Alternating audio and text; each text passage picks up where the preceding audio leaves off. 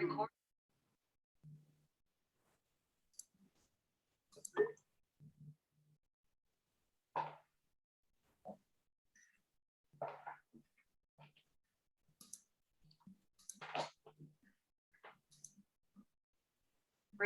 in progress. Madam Chair, I want to apologize if it was something I said.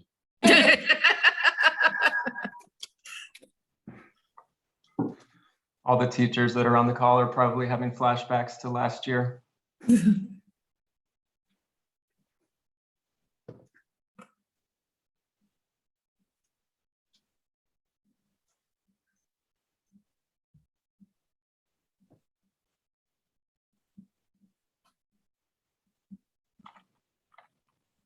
Susan, I'm texting in with the commissioners. Peggy's back on now, and Mary Jane's on, Kathy, Anton. I think you've got everybody back on the commission side now.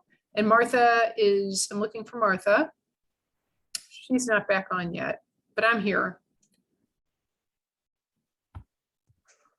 Okay, should we go ahead and have Chris continue then?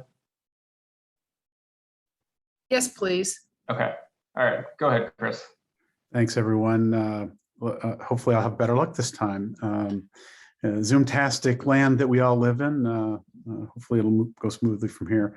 Again, I joined KIPP about a year and a half ago, was referred to KIPP through School Smart KC, who I had a previous relationship with. I've been in the Kansas City market for about 6.5 years now, having moved here from New York City. I've been involved in education on and off throughout my life. In supporting education, both at the board level and as a parent. My wife is a school counselor in KC Mo schools, and my entire family are all in education. I'm the only outlier. I've worked in marketing all my life. Please don't hold that against me. I'm really proud to serve the KIPP board and the KIPP efforts for the children. It's been a phenomenal experience in the year and a half I've been on board, and I'm very actively involved not only at the board level, but on the governance committee. So thanks again for your time today. Thanks, Chris. Nitika, you want to go next? Sure, I'll go. Can you hear me okay? Yes. We just start every conversation with that. My name is Nitika Rolls, and I've been on the board for about 2.5 years. Interesting story is that I have 4 past KIPPsters. I joined the board when I had, I think, 3 of them enrolled. And I also serve, did serve on the development committee. I have a new role. We've created a diversity, inclusion, and equity committee, and I'll be chairing that. I'm looking very forward to that. My career is actually by way of Cape Girardeau. Spent about 15 years in Cape, being the executive director for the Boys and Girls Club in Cape Girardeau, and recently moved to Kansas City about 6 years ago.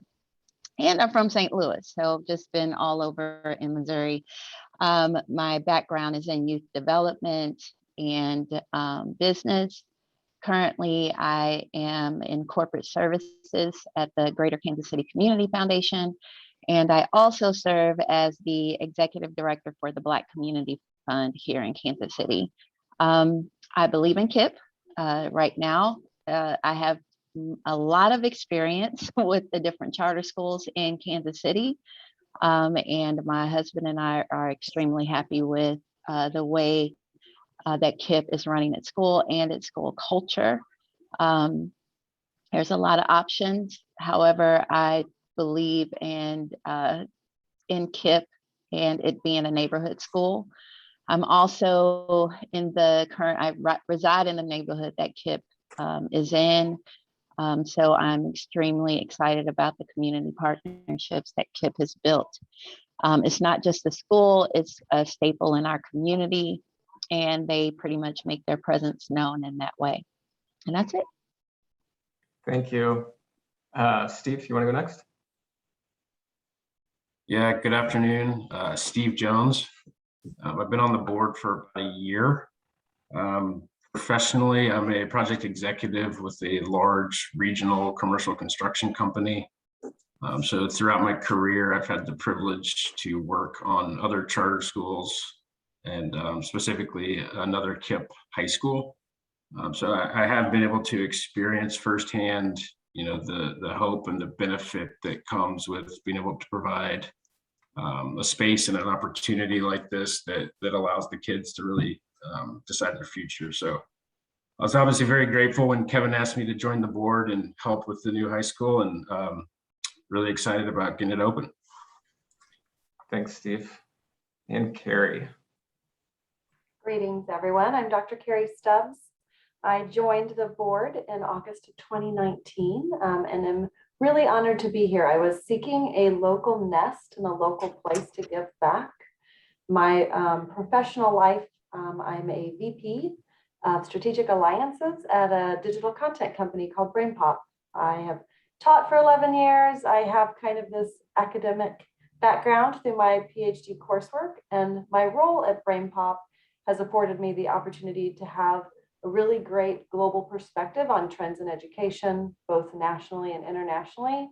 Prior to joining KIPP, have served on some boards in those arenas, right? So the ISTE's Society for Technology and Engineering and Learning, the South by Southwest EDU Advisory Board. So when I was seeking to contribute locally, I was really excited to find a home at KIPP and be able to share some of my observations and learnings about what's happening in other places here locally to help shape our community closer to home. So it's an honor to serve, and we're really looking forward to the conversation with you today. Thanks, Carrie. And for everybody else, thank you. There's one member of the board was not able to make it today, Scott Long. He has been on the board. Julie, you might have to help me with this, but he's at least 6 or so years. Yeah, I would say about 6. Okay. Maybe 7. And he is an attorney. He's got his own firm in Kansas City, Long and Robinson. He was not able to join us today. So that's our board. I was hoping, do I have a chance to make a few remarks on behalf of the board, or do you want to start off with questions right away? Oh, sorry, you're muted, Susan. Sorry, please go ahead. Okay, thank you. First off, I just wanted to thank all of those speakers that spoke during the public comment session of the meeting. I think it really helps highlight the impact that we have on our students and their families. I especially want to call out the alumni. I know it's not easy to stand up in a public setting like this and share your story, but we certainly appreciate your willingness to do that and are proud to have you as a part of the KIPP family. So thank you. The sponsor relationship between KIPP and the commission is a new one. Our board made the decision this past summer to switch from our previous sponsor to the commission. And it wasn't a decision that was made lightly. We, like all of you, believe in accountability and strong governance, and we felt that you all were the best sponsor to provide that level of oversight to help us achieve our goals. So we'd like to thank the commission for accepting the sponsor transfer. Thank you to Robin and Martha and her team for all of the hard work during that process and the communication and all of the information you gave us. We appreciate that and hopefully look forward to working with the commission over the next 5 years. As Jana mentioned in her opening remarks, KIPP really has a record of trust with their families and have built a sense of team and family that I think is unique and really displays a strong sense of community. Having said that, I'd like to highlight a few areas of where we stand now and really what we hope to accomplish during the upcoming years. From a governance perspective, we have a highly qualified and active board that really has positioned ourselves to hold the school accountable for performance goals and have a system in place to monitor progress. Overall, we're very aligned with our mission and our vision. We've got 9 board members. All of them serve on at least one committee The board meets every other month and our committee meets monthly. We use a large amount of data and dashboards to track progress towards our goals and making sure those are in alignment with our strategic plan.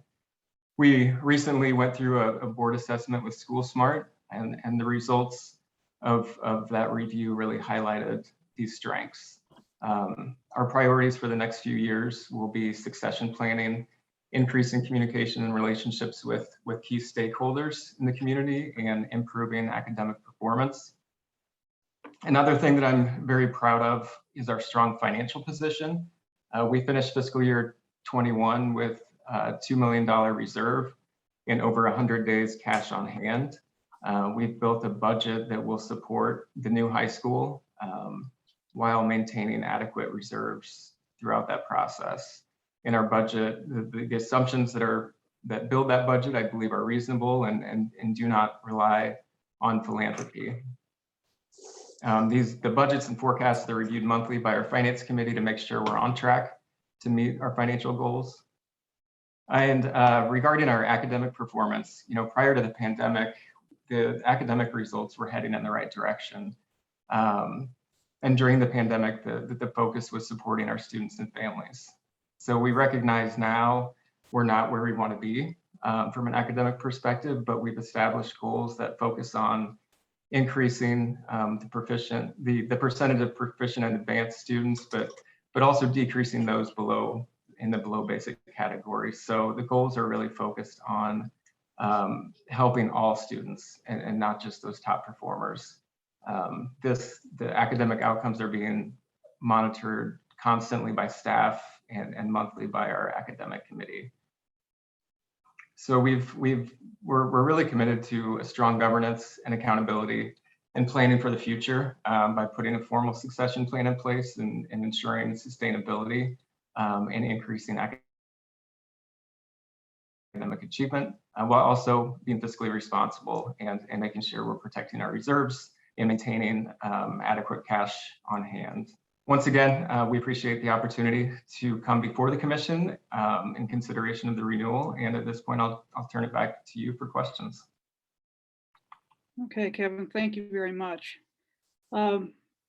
It's, as you all know, this is rather difficult not being able to make eye contact with one another, but the commissioners are going to do the best they can with alternating questions back and forth without being able to really see each other and figure out which direction we're going. But we'll try to make this as smooth as possible on Zoom. We will alternate questions. You'll hear from each commissioner, not necessarily in any given order. So we'll start now, and whichever commissioner would like to begin, please do so.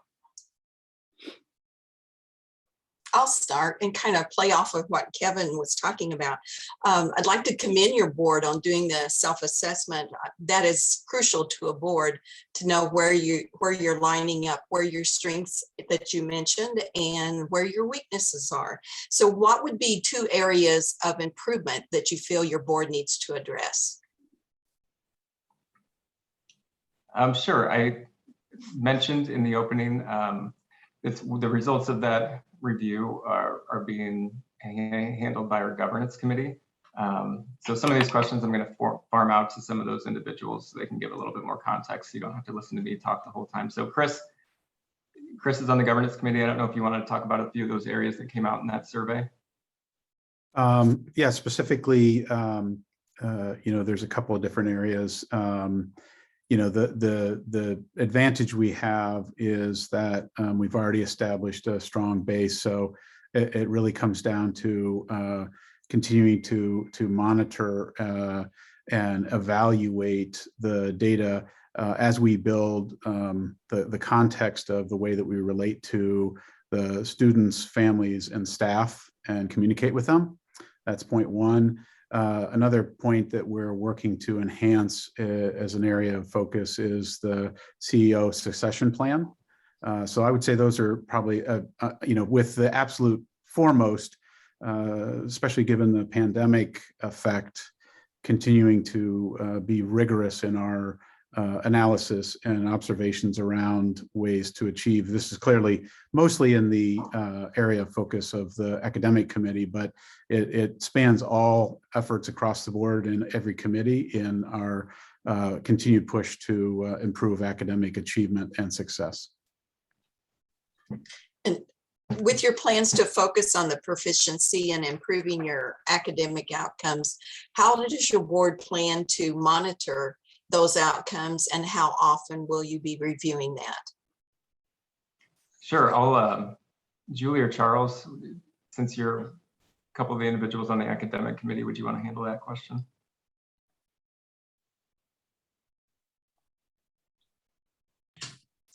Charles, how about I'll take a stab at it, and then Julie.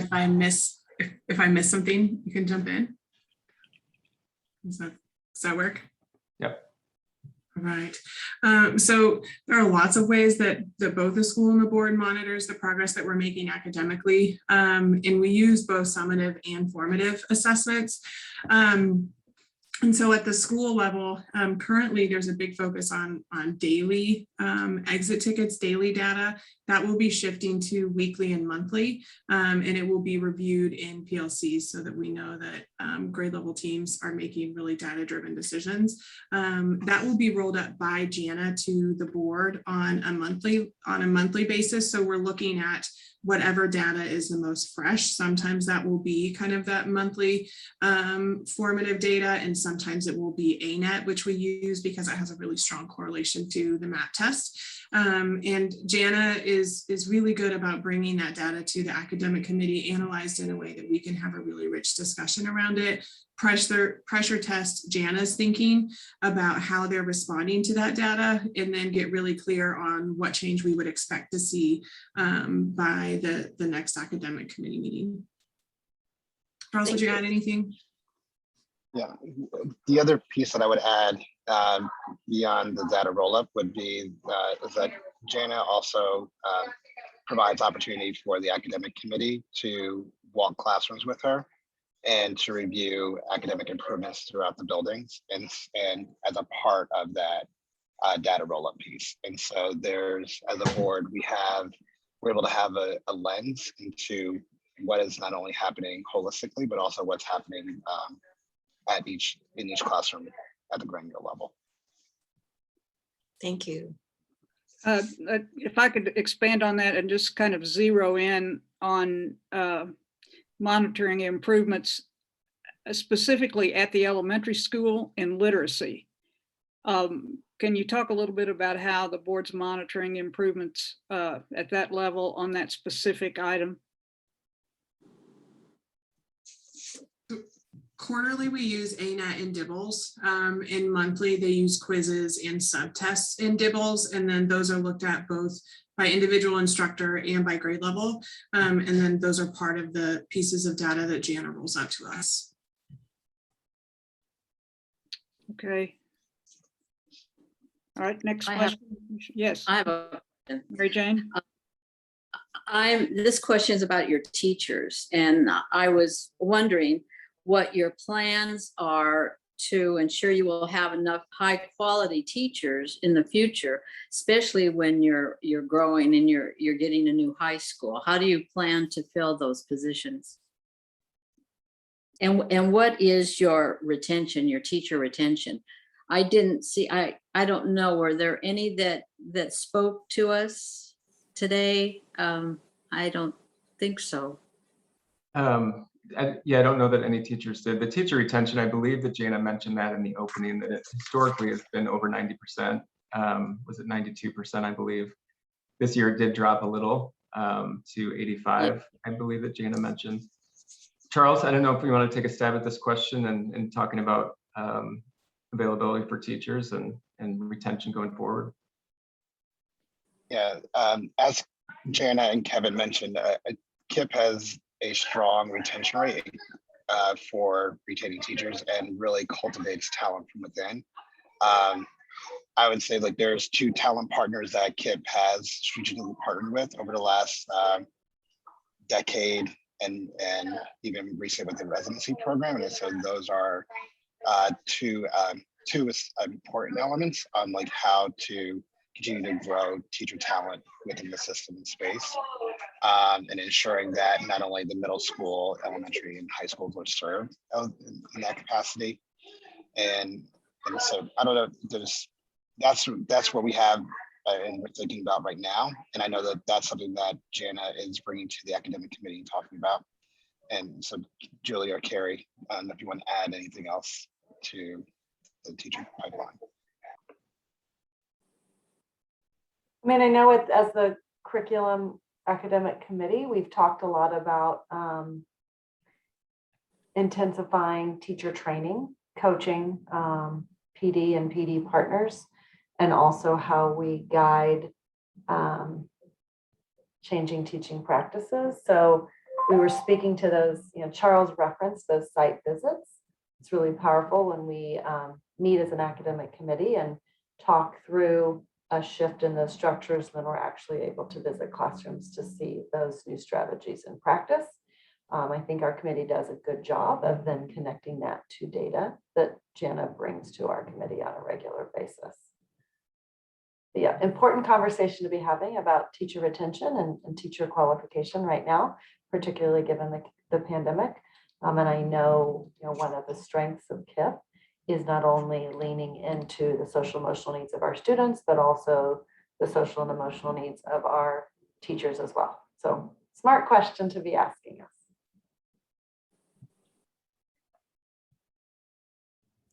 I have a question back to your board governance. One of the concerns that I hear about KIPP is that it's a national organization, and so they're not invested in Missouri.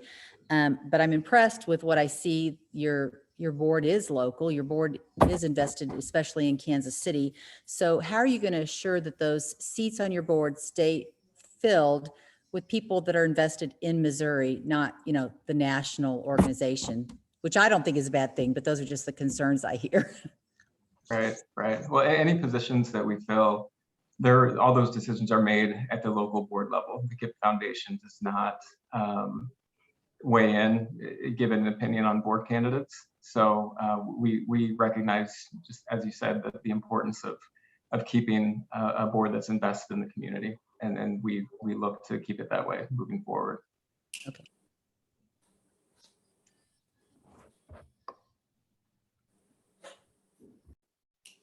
I had a question. I want to talk about the expansion project that you have going on right now, and more specifically, what is your fundraising goal, and then what is your fundraising strategy for that project? Yeah, thanks for the question. Jimmy is a member of the finance committee, or do you want to take that question? Yeah, so we receive a certain allocation of the charter school money from KIPP's National Foundation to support building the new high school. But we've also, the way we budgeted out our 5-year model to make sure that the high school is sustainable is we base it on pretty much zero donations, I would say. So it's going to be sustainable just based off of our federal and local and state dollars. We did not include any fixes to charter funding in the budget model because that is not necessarily a given. And so we've been very conservative when we made this model.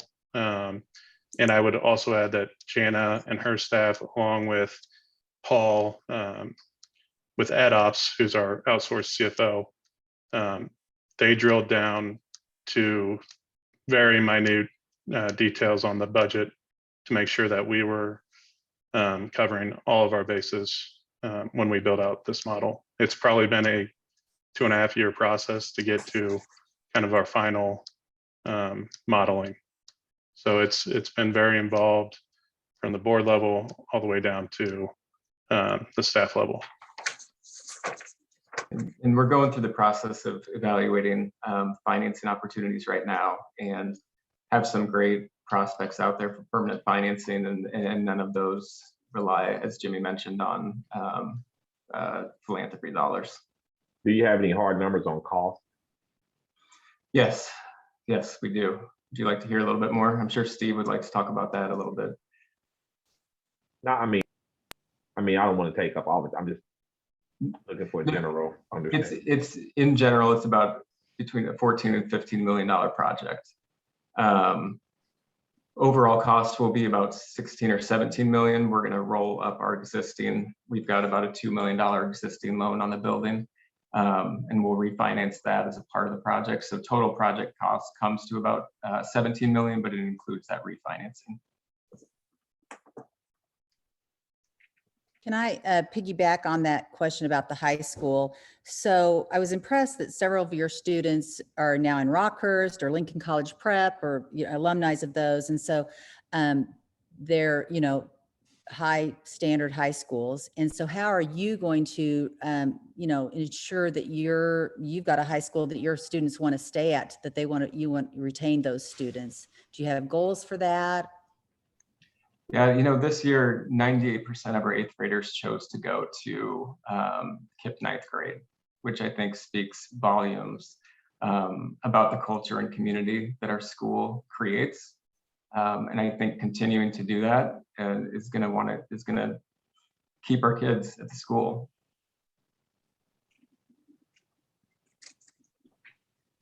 I have another finance question. How will you monitor the use of your ESSER funds, and how will you make sure that your operations are secure without them?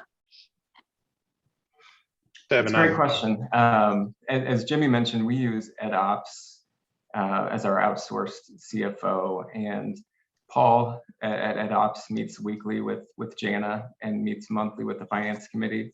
And that's one of the things that we look at are some of those earmarked funds and how we're using those funds, and making sure that those investments get made into the classroom and not in supporting the operations of KIPP. And so we know those dollars are going to go away at some point over the next few years. And so we're not relying on those dollars moving forward when we look at our budget projections and our cash forecasts. Thank you. You're welcome.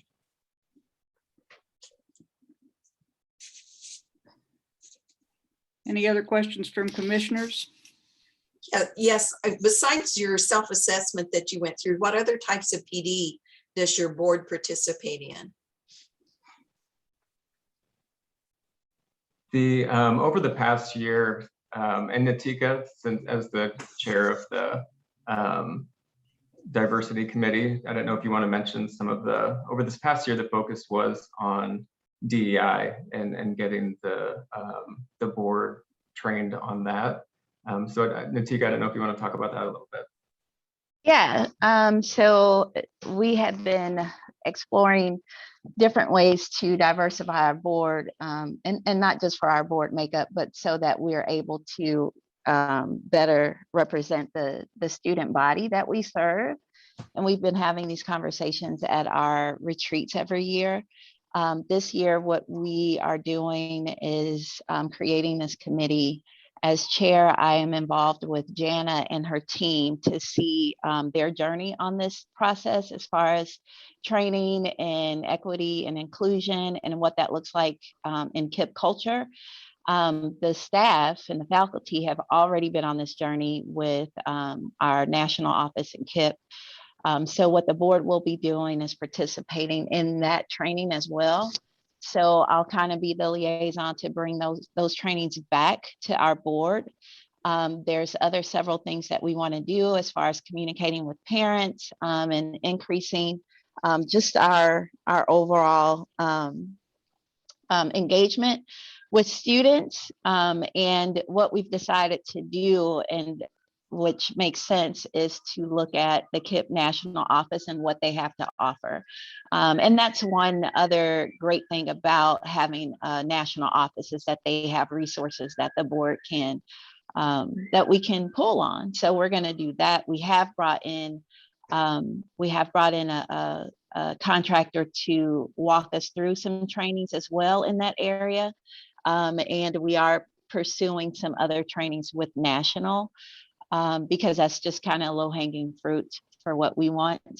And I do want to go back to the high school question, if I can, if I've answered that question for you for development. But as a KIPP parent, I had 2 high schoolers that graduated from junior high in KIPP. One of my one of my sons is in Guadalupe Center's Alta Vista High School. He's flourishing there. And the other student graduated this will be his senior year in high school, and he attends Pembroke School here in Kansas City, which is, as you know, is one of the top private high schools in Missouri. I will say that he and one other KIPPsters were the first KIPPsters to ever be accepted into Pembroke. The reason why they are still there is because of the KIPP through college program headed up by Miss India.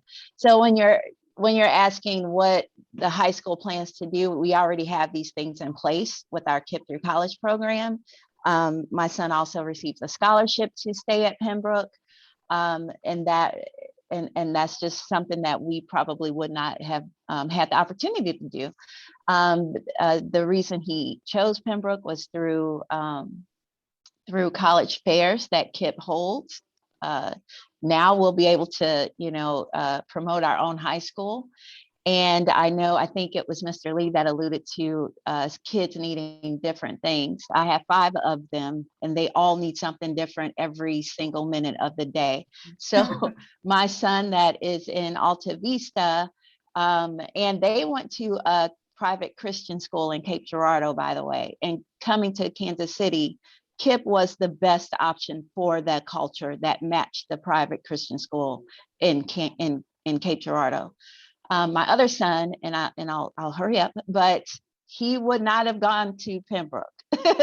So he had some options. I pounded Jana to start this high school specifically for my son because he was so ingrained in the KIPP culture. And had the high school been open, he would have been in that high school. And I'm not opposed to taking him out in junior year. I won't do that to be in high school, but that's, it makes sense for us to start this high school. It wasn't something that we just said, we need to do this, as there have been other charter schools doing that. I know, I'm involved in them. We had a need, and this is the way that we are serving the parents that are in our area. I look at KIPP as our neighborhood school, because our neighborhood public school is lacking. So KIPP is that next best thing for a neighborhood school that my husband and I chose to attend. Ms. Rawls, I wish I could like you, but Pembroke beat my son in football not too long ago. So we could have been friends until you said Pembroke. That's just one of the schools. I'm sorry. See, now you thought that great exclamation was what you needed to do. Good, and now that's a point against me, Ms. Cole. But the Cape Girardeau thing should make up for that, right? That's right. Yeah, it does. That's for sure. Commissioners, anything else before I ask the final question here? I was going to ask what the board's plan to track progress on all of their performance contract goals. Oh, yes. How do you plan to do that? Yes. Well, each one of the goals, the goals around academics will be tracked by the academic committee at monthly. The goals over which would include the goals over the new high school. They would be looking at that data as well.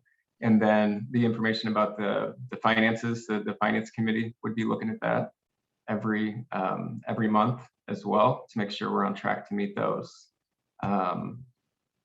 And those are really the big areas. I'm trying to think if I missed one of the goals or not. The most of them are around academics and finance, and so those would be tracked by those committees.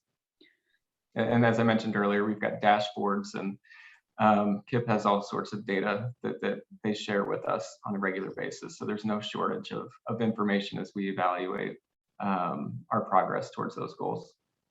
Very good, thank you. Thank you, Peggy. The board needs to know that there's hardly anything more important to the commission than monitoring your ability to meet that commitment of your performance contract goals. That's something that we pay lots of attention to. Finally, let me ask how the commission might be of assistance to your board.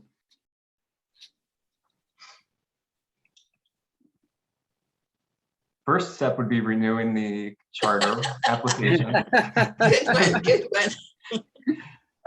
Beyond that, we just look forward to a collaborative relationship, one in which you're holding us accountable for those goals. As you mentioned, that's the most important thing to you, and that's the most important thing to us. So throughout the relationship, just knowing that there's open lines of communication and oversight, I think would mean a lot to our board. If there's anybody else that has anything else they want to add, feel free to speak up. Jana, feel free to comment also if you have something you need from us. I mean, I think some of your questions highlighted how we're all going to have to work together, like across the city and state, on supporting students. As I think there's an idea that the pandemic is over, but our students are experiencing a ton of interruption to learning on a regular basis. And I don't think there's anyone that's not concerned about teacher retention and teacher shortage. And I just think the more that we can all work together on these conversations, it is going to take a creative solution, and it is going to take more than the commission and KIPP-KC, but all of us working together, because we cannot do this without teachers. And I think it's really important that we figure out how to elevate this profession and highlight the importance of it. So I think that's more of a global answer, but I definitely think that that's on the heart and mind of the leaders that I'm talking to, and is really going to impact our ability to achieve the goals that we have set out in our charter contract. We recognize that as well, and we know that it's true across the board for educators everywhere. Before we adjourn here, let me be sure to thank the Charter School Association and Bailey and Dr. Thaman for all you've done in the last couple of days to keep us connected in this way, and we really appreciate your help, Bailey. We've loved working with you, and we wish you well in your life to come. We're sorry. Thank you so much. Sorry you're leaving, but job well done. Thank you. It's been a pleasure. Good, good.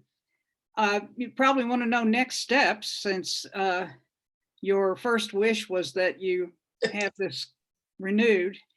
We will, the commission is going to be in St. Louis next week, and we'll actually have our meeting on Wednesday of next week, and you will be on the agenda, and we will vote at that point. You can listen to that meeting. It's always an open meeting, so you're welcome to do that, and you should hear from us then.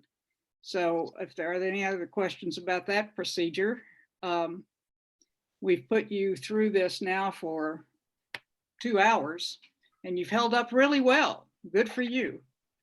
Commissioners, thank you for your support and your presence again. I appreciate it. I think the schools appreciate it. I'll look forward to seeing all of you next week. And that, I believe, concludes the business of the commission for today. So thank you to all of you. See you in St. Louis. Yep. Thank you. Thank you. Thank you. Thank you all. Thank you so much. Thank you.